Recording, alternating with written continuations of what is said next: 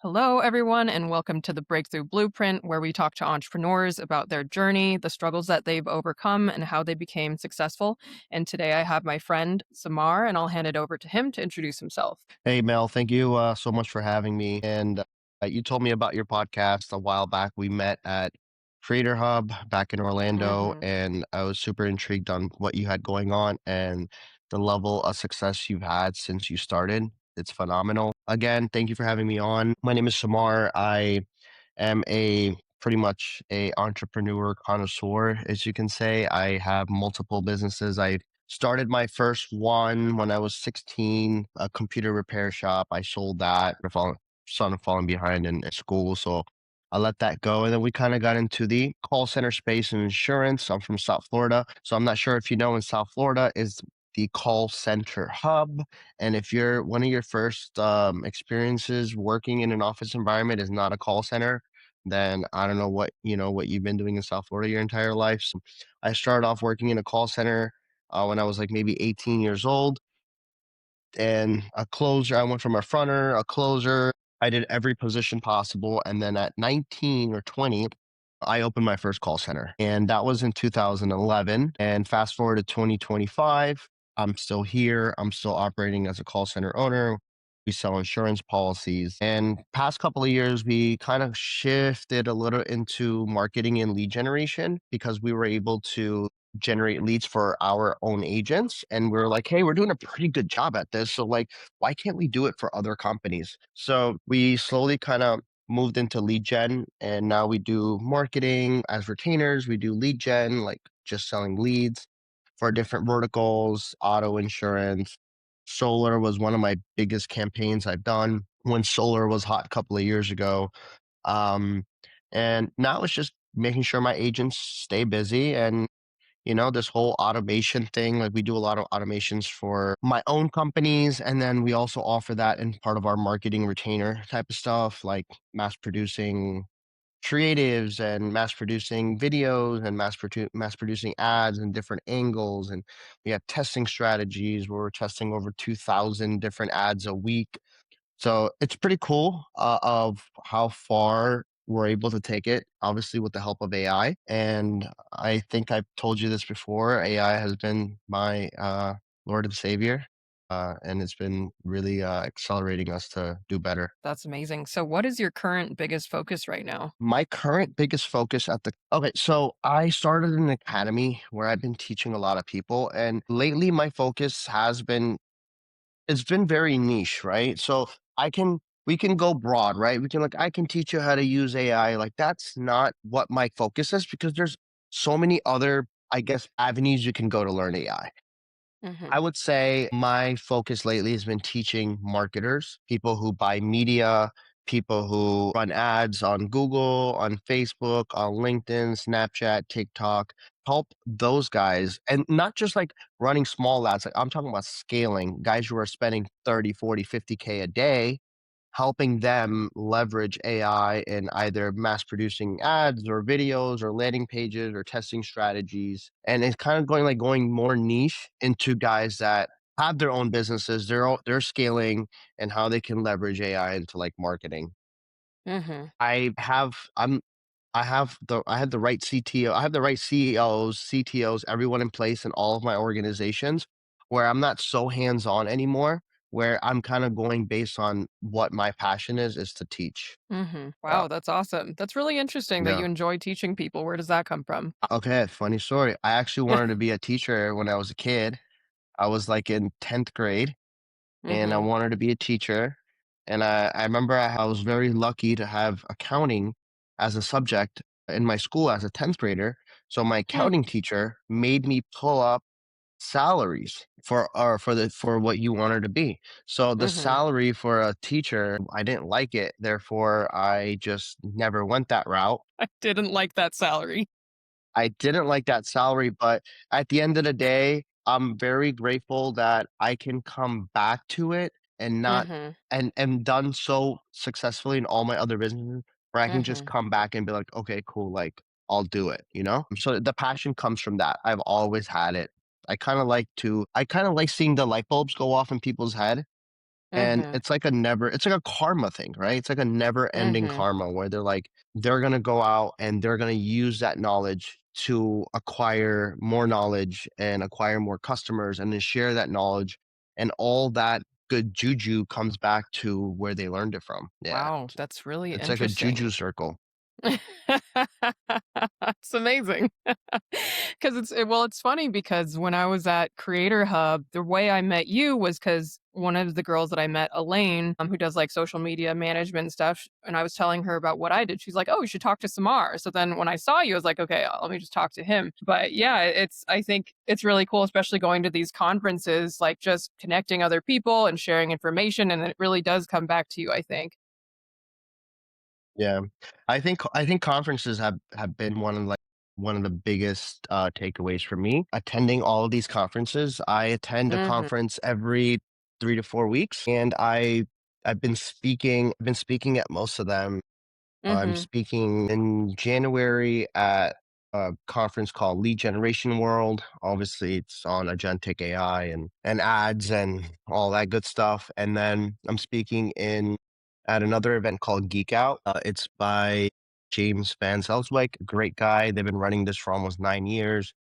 They have like 2 to 3 events a year. It's like just marketers just geeking out, literally just geeking out. And I've had the pleasure to speak at international stages in Barcelona. So yeah, and all my topics are all marketing and AI, just Mhm. literally like teaching people and making sure that, they're able to use what I say. It's very call to actionable type of things that I go over. It's not like theoretical, like, oh, AI will Mhm. change your life. I'm not a motivate. I'm not trying to hear motivate you. Like I will tell you step by step process. This is how you should do it. This is what works for us. And, therefore I've been asked to literally speak at every show. I had to cancel Bangkok. Hmm. Was going to speak at Affiliate World in Bangkok early Mhm. December, which is in about a month from now. And I can't travel to Asia. That's way too far for me. And it's just, yeah. So I'm going to stick to the American and maybe Europe platforms, but Asia's a little too far. And I might attract Mhm. the wrong type of crowd. All my stuff is white hat. And what I mean by white hat, it's more insurance based. It's more those guys in Asia, the way that they do their marketing is very aggressive. They may do Hmm. casino offers or dating or even like adult type of offers. And that stuff I don't touch. Gotcha. I stick to insurance, I stick to regular people stuff. Interesting. That's really interesting. I mean, I respect that and appreciate that you draw the line. I think it was Eddie Malouf said the other day, not all money is good money for very same reasons. But yeah, it's awesome because it seems like I you're know where he I know where Eddie gets that from. It's like a Mm, cultural thing. Yeah. yeah. Yeah, it's like a cultural thing with him. Like the way that he is, yeah, I could see that coming from Eddie. You Mhm. seen that Eddie got the new Instagram handle, Eddie? He got rid of Eddie Malouf and just got Eddie. I Huh. really wanna pick his brain on how he did that. That's pretty dope. That's a five-letter handle. That's hard. Yeah, I wonder if he had to pay someone for that. I wonder. But it seems like you're a one-stop shop. You can kind of offer prospects or clients anything, whether it's ads, lead gen, like you were talking the other day about, I guess it was before Bid Summit, which you abruptly canceled after persuading me to go, Sorry, but sorry, it's sorry, fine. sorry. You said you had like 2 days to start a new call center for somebody or something like that? Yeah, so, that was actually my own venture that I was gonna do. Gotcha. Not for a client, but yeah, for Mhm. example, like we have a client, they needed a call center. So I have people on payroll and I'd be like, yo, like how many dials are they doing? Okay, cool. They're not doing that many. Let me just take them. And I would take them and I use them for clients. So yeah, this one is going to be a health insurance brokerage. Obviously, we're coming into open enrollment for under Mhm. 65 from November 1st to December 15th. They usually extend it till January, February. So we have about like 3 months for us to super kick ass. Like I'm talking about just write a crap ton of deals. And since we do all the marketing in house, we can keep the cost per acquisitions low and keep the retention rates high. Since not so you got to look at it like this: when you are running a business and you are purchasing leads or you Mhm. are doing some, you're your marketing is external. Mhm. You don't know, and if you're a residual based business where you make money every month on your Yeah. customers, and you don't know how many hands that lead exchanged before it got to you, Mhm. then you don't know what your retention is going to be. So in our insurance space, since I generate the lead, they're on my ad accounts, it's going to my databases, it's going to my CRMs only for my agent's eyes. I know that the in other cases, the way it works is there's a publisher, he generates the lead. He then sells that lead to a network. That network has multiple buyers, and the end consumer, the call center, is that end buyer. So sometimes it actually goes from media buyer, the person generating that lead through the ad account, to a network, to another network, and then you. So now in that whole process, either it's your customer information, either it's a customer phone number, customer email. Throughout the way, people get greedy and they start Mm. emailing and calling 30 days later after like the end buy already bought that person. So now they get flipped and they resell it to another buyer and they double dip and they triple dip. It's very important on who your lead vendor is and how the data that you're getting, what's the integrity on that company, on that data. Is it being resold? Because you can work really hard and write all these deals, but what if nothing sticks? And now you're just sitting there like, oh my God, we did all this volume. We have nothing to show for it. Mhm. So the beauty of learning how to do marketing, and not only learning how to do marketing, but like scaling's Yeah. a skill of Yeah. being able to spend 10, 15, 20, 30, 100K a day. Like, how are you going to spend 100K a day? There's strategies to that. There's certain credit cards you have to use. There's certain, Yeah. like, there's, I wouldn't just use like I don't know, like a Spark card. Like there has to be like you could use the American Express Gold, which gives you 4x on marketing, and then you can open a multiple X so you have unlimited points. Like I have unlimited points. I can literally travel the world, go anywhere I want, and it's all because of how I even use my credit cards and when I did my Mhm. media buying. Mhm. Amazing. I love that. I mean, obviously you're an expert in so many different things and like, you're right about scaling. Like a lot of people when they're talking about doing 10K ad spend a day or month or whatever it is, like they just have that fear, right? Because they've never done it before. They're like, what if this doesn't work? How did you get over those fears? It's probably been a while since you faced any of that, but like, Okay, so the most important part of being able to spend 10K a day or 15, 100K a day is tracking. mhm, If your tracking attributions are not on point, you will not know if if you were a positive ROI, or let's mhm, say not even positive ROI. Like the ROI is like the baseline. Like who spends 10K without making 15K, right? That's mhm, baseline. It just comes down to how you are helping the algorithm get you more customers that are more likely to pay. And mhm. that all comes with conversions, and that's Yeah. all comes with conversion events. Mhm, So I'll give you an example. Okay. A lot of people, normal people, when they run a campaign, let's say they're trying to drive phone calls. Okay. They're gonna optimize, or they're gonna report back whenever a call comes in. It'll track like, oh, we got to call it. Now what does that gonna do for Facebook or Google or YouTube or one of these platforms? They're gonna be like, okay, cool, let's get this guy more people that are gonna call in. That's good, right? Get more people to call mhm, in. We're winning, right? Like now Facebook's going out and gonna find more people to call in. But are those people actually buying, right? So now mhm, we have certain things in place where we are reporting. So obviously we have AI that listens to every one of our phone calls. And mhm, in that, we have certain things that we look for. And let's say we sell someone on the phone. Let's say we say, hey, Mary, you want the product? Yes, great. MasterCard or Visa. She gives it. We're going to report that back as a purchase conversion. And not many people do that, right? They only look at it as let's just generate the call because let's just get more calls in. But what about quality, right? What about now, because the way the Facebook's algorithm works is people who just pick up and call, they all might like something similar where they all fall into a certain pool. and Facebook knows to go look for them. But the people who buy may not have those same qualities. So Mhm. now Facebook's looking in a whole separate pool of people to show your ads to. And by having tracking platforms, so we use Ringba. So in Ringba, I have a conversion event.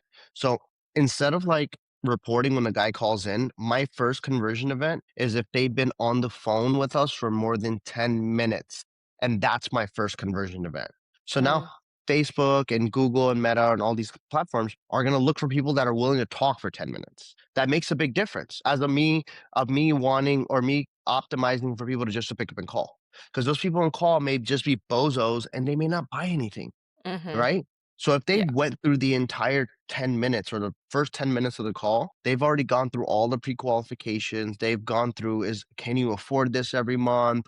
They've gone through all of the big heavy hitter questions that weed out a lot of people. Mhm. And that's what we optimize for. So optimizing now, once you have those crazy optimizations, and now you know that if you throw 100 grand at it, you're going to get the right people on the phone.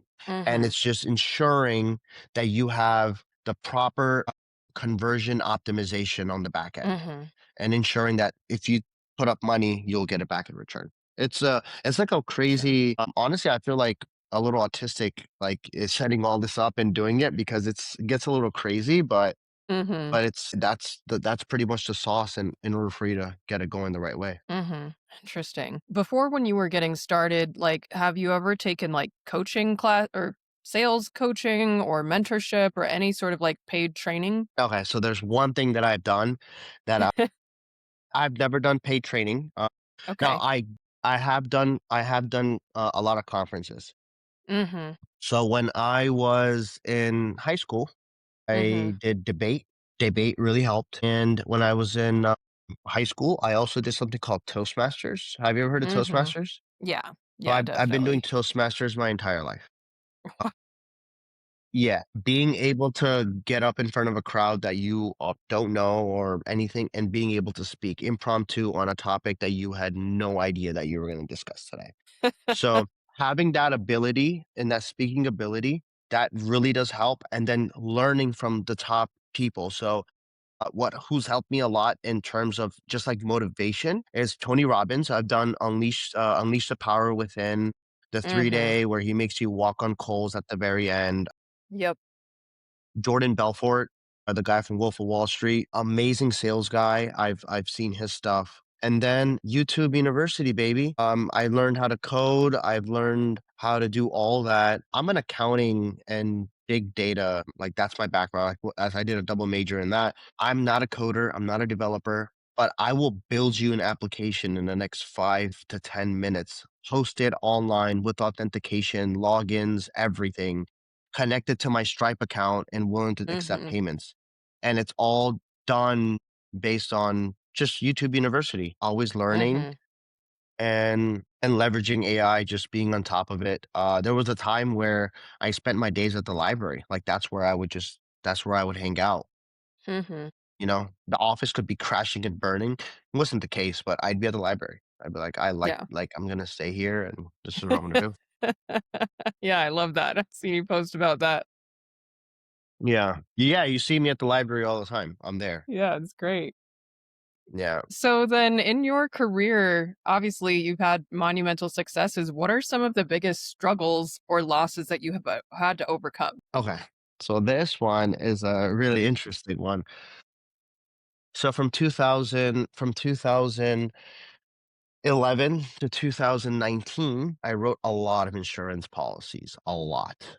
I was in a partnership and I there was a point where the agency residually without Uh-huh. writing any new business, Mhm. we built it up to about half a million a month in residual Wow. income. Like Wow. at that point, we could shut down the office Mhm. and we would all three partners, including myself, would eat off of let's say a minus 100 grand in expenses every month, Mhm. about 400 grand a month, 350 to 400 grand a month, right? And I was gonna, live off of that and invest that. And then I had a business partner who completely took it all. So I worked 10 years of my life, and I built amazing call centers, built amazing systems. I built our own custom phone systems, everything. And I lost it all. 2020, when it was COVID and I'm trying to do a lawsuit and things were taking so long because the courthouses were closed and it was hard Mhm. for us to get a Zoom hearing. Mm. By every month that passed, he was taking in all the 350. And my other business partner, he got screwed as well. It was one guy that ran away with everything. And every month went by, I'm losing 350, 350, 350, 350. And we went through the whole lawsuit. I think Mhm. I recovered only like 300 grand, like that was it. It was either I get that or he files for bankruptcy and I don't get anything. So Wow. I now 2020 happens. Obviously, in that time of 2011 to 2019, I was very grateful to have a like my dad is one of my mentors. He's also an entrepreneur. He never let me buy any supercars, any sports cars, always wanted to buy Lambos, Ferraris, and I always consulted with him about that. And he always made me buy properties instead. So I'm very grateful that I still have all my properties. And I tied my cash there. I bought all of them cash. And 2020 comes, I'm sitting on a bunch of properties. I just got back just 300 grand. And now I was at home because everything was closed. I opened up a Mhm. call center and I opened up another one. And AI came and I was at home and it was lockdown periods. And that's when I really learned AI. And Wow. 2021, I went so deep into AI. 22, I went deep into AI and I started building applications from like chatgpt.com. Like, not like now they have Cursor, now they have Lovable, they have all Yeah. these tools. I used to build it on the thing and I would get like limited saying that like, oh, you've done like 30 inquiries Mhm. and third Mm. in a couple of hours. We're gonna restart you again at 1 a.m. I started there. So one thing that I've learned from that was pick your business partners wisely Mhm. and always be in the loop in terms of finance meetings, in terms of tech Mm. meetings. You need to Mhm. know everything was going on and do not just rely on good faith at all. Like, good faith is very important. You need to have good faith. But when there's serious money involved, a couple half a million a month, people get greedy. Yeah.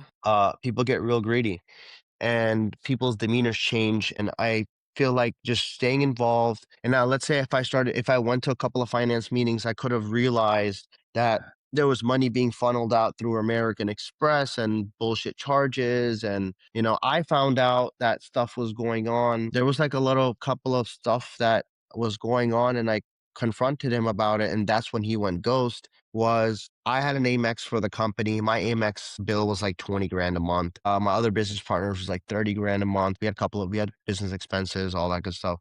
And then this one other partner was spending like 200 grand a month. And I had my bookkeeper reach out to American Express and I got all the statements. And I was finding out that he was flying his entire in-laws family across the world, business class. I'm talking about like little kids in first class. And I was like, yo, these little kids. I got really upset at that one. I was just like, bro. And buying jewelry, he bought a dog, he bought all this crazy stuff on the company card. That's When we crazy. confronted him, it was just more like, "What are you gonna do? Sue me?" And then he just went ghost. Wow.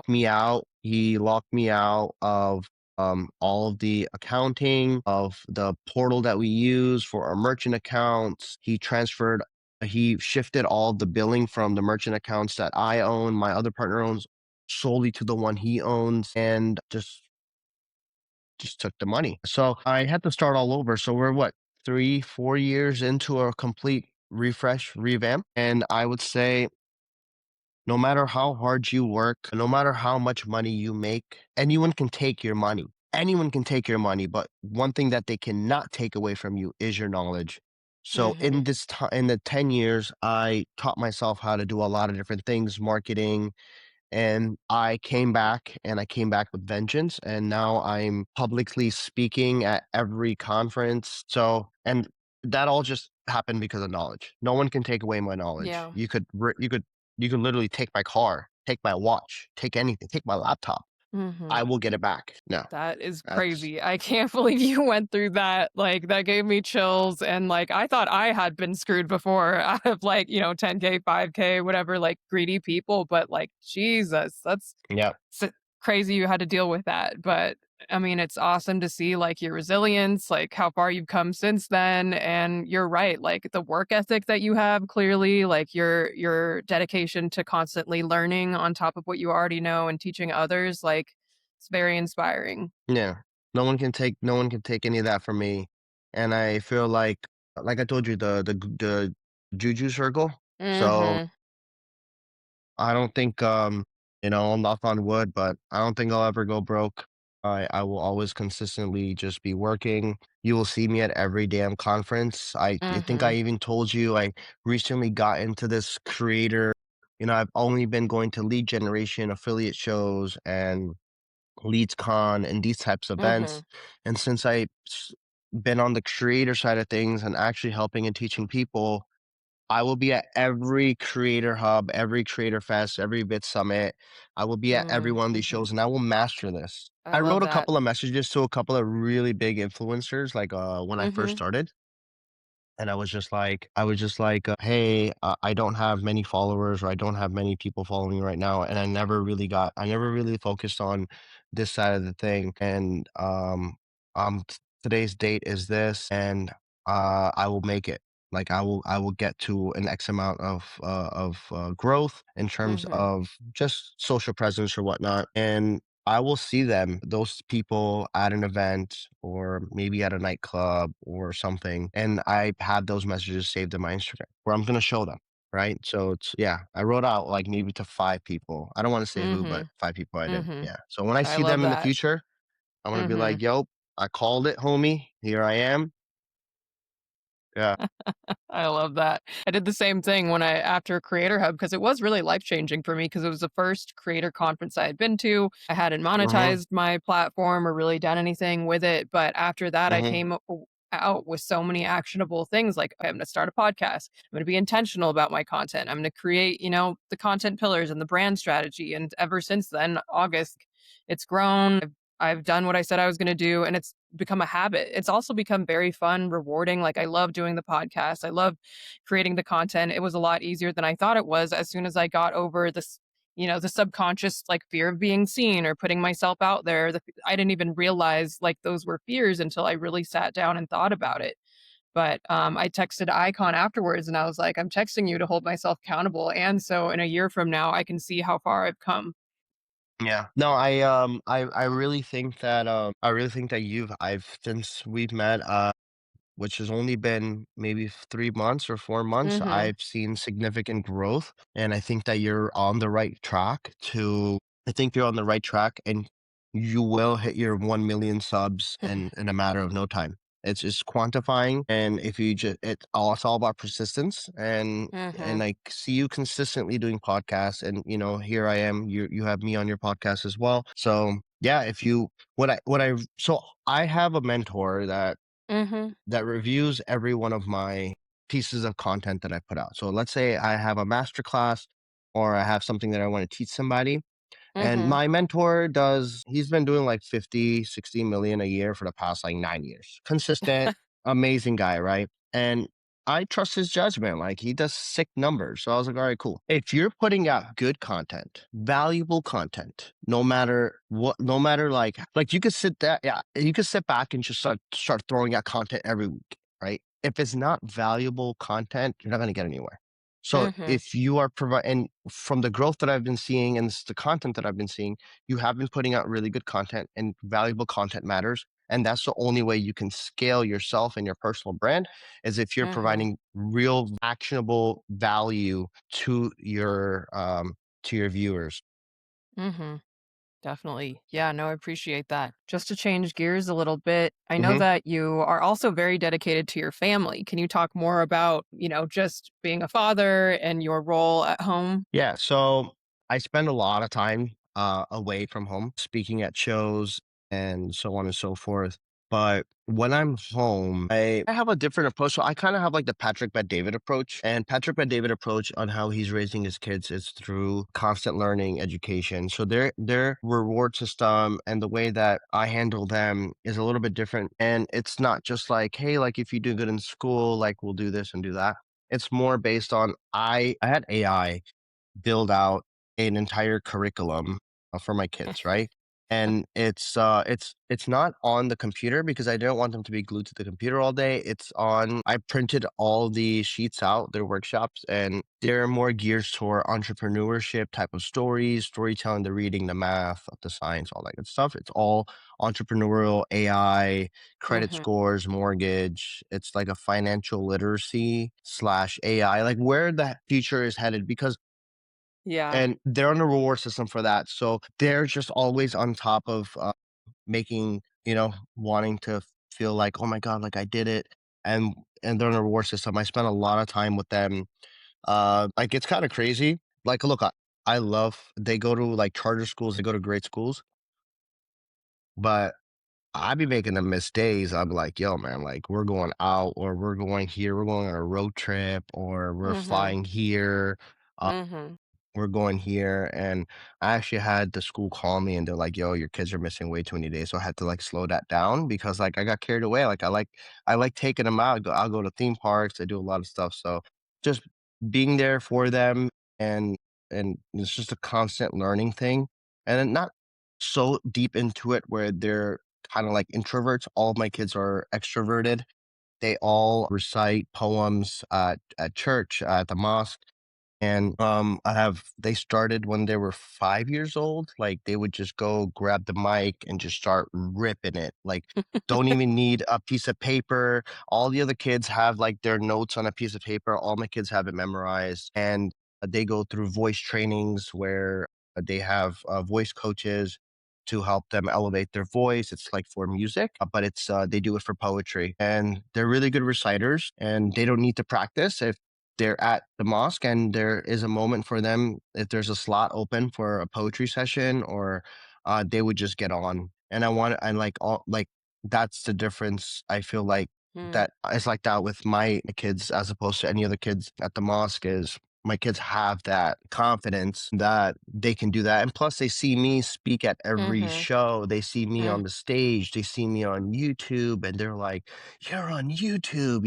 like so it's that mindset of that we're essentially like leaders and that we lead, we're in front of the mic, that we have a responsibility to other people to do always to do the right type of thing, like that's Mhm. the mindset that I've been Mhm. instilling in their head.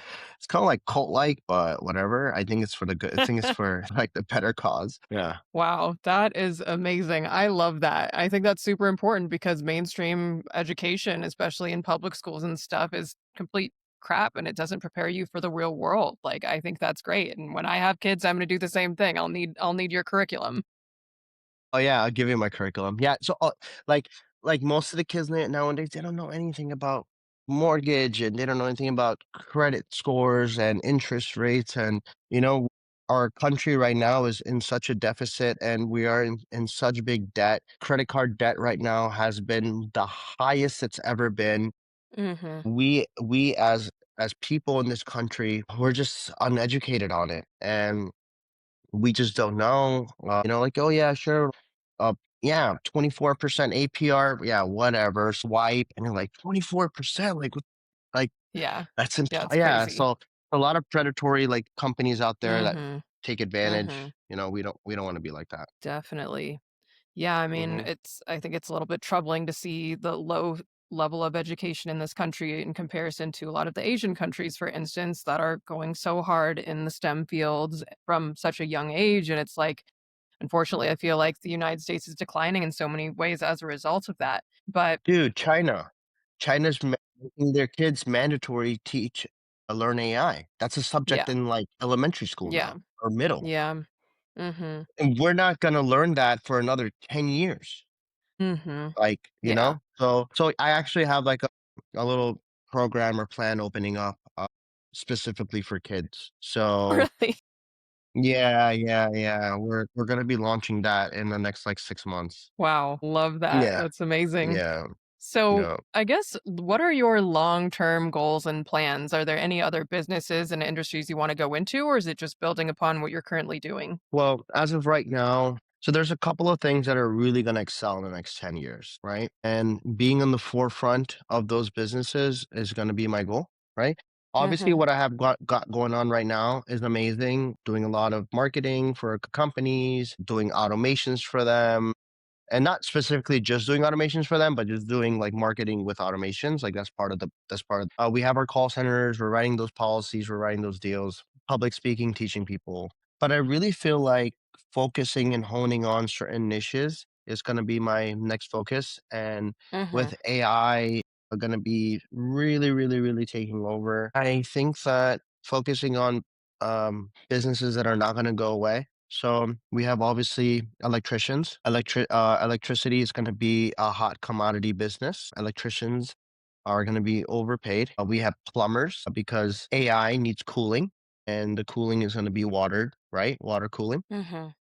Buying property with buying land with water rights, it's going to be really big if you Mhm. have water, and kind of shifting my focus into that, right? So focusing on either assisting electricians or plumbers in some sort of way, being helping them achieve something, right? Like Amazon doesn't own a single product, but they facilitate. And I kind of wanted to kind of think of how I can help or facilitate those businesses. Mhm. And I think in the next 10 years, focusing on businesses that AI cannot interrupt.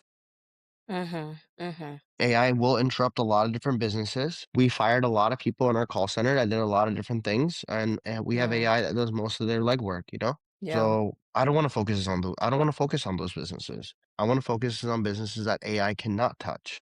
Yeah. And electricity is one of them. Solar, that's electricity, and water, cooling plants, and data centers, and so on and so forth. Mhm. Mhm. Love it. Well, thank you so much for being on my podcast today. I know we've rescheduled a couple times, but this has been so awesome. I'm sure we'll do another one sometime in the future. For sure, man. Thank you so much for having me, and we'll see each other at the next conference, and I promise I'll be there. I'll hold you to it this time. Yeah. All right. And for everyone else, thank you for joining us on the Breakthrough Blueprint and tune in for the next episode.